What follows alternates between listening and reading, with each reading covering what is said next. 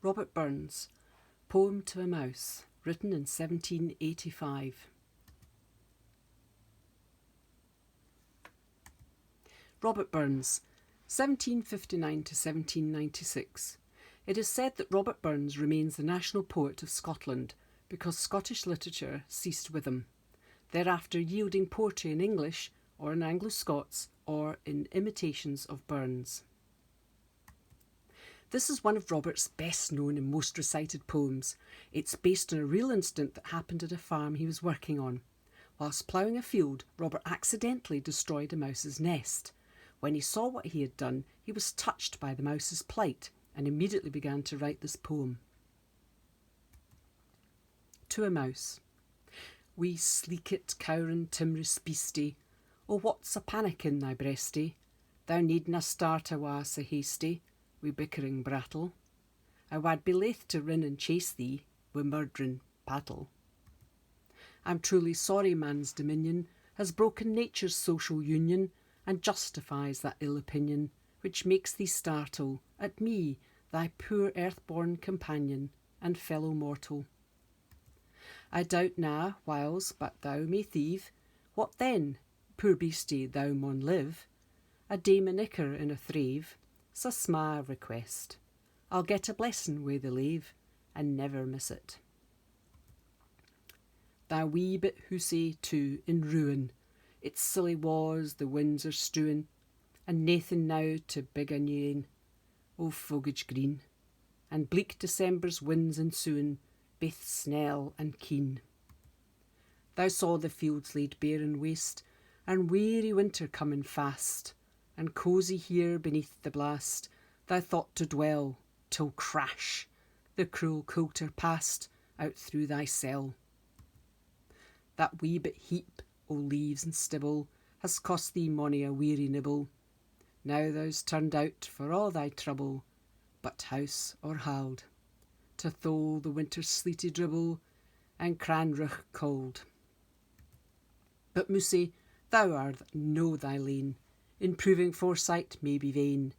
The best laid schemes o' mice and men gang aft a gley, and lay at night but grief and pain for promised joy. Still thou art blessed, compared with me, the present only toucheth thee, but och, I backward cast my ee on prospects drear, and forward though I canna see, I guess and fear. Now, same poem, but in the modern English translation form. So, just to recap, this is one of Robert's best known and most recited poems.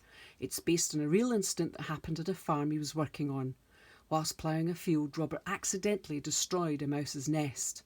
When he saw what he had done, he was touched by the mouse's plight and immediately began to write this poem. So, modern English translation of To a Mouse. Small, sneaky, cowering, fearful animal, oh, what a panic in your heart. You need not run away so quickly, with argumentative chatter. I would be loath to run and chase you with a murdering plough handle. I'm truly sorry man's dominion has broken nature's social union and justifies that bad opinion which makes you jump with fright at me, your poor earth-born companion and fellow mortal. I doubt not at times you may steal. What then, poor animal, you must live. An odd ear of corn in a bundle of 24 is a small request. I'll get a blessing with what is left and never miss it. Your small house too in ruin, its silly walls the winds are blowing away, and nothing now to build a new one, no grass that's green, and bleak December's winds are coming, both bitter and sharp. You saw the fields laid bare and waste, and weary winter coming fast, and comfortable here beneath the blast you thought to dwell, until crash, the cruel plough blade passed out through your small house. That small heap of leaves, grass and hay has cost you many a weary nibble. Now you're thrown out for all your trouble, without house or property, to suffer the winter's sleety dribble and frosty cold. But mouse, You're not alone. Improving foresight may be vain. The best laid schemes of mice and men often go wrong, and leave us nothing but grief and pain instead of promised joy. Still, you're blessed, compared with me.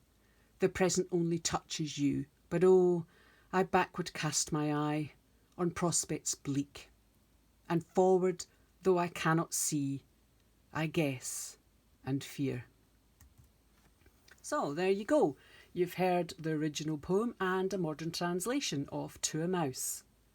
Well, I hope you enjoyed that as much as I enjoyed reading the Robert Burns poem To a Mouse to you. Thank you for listening.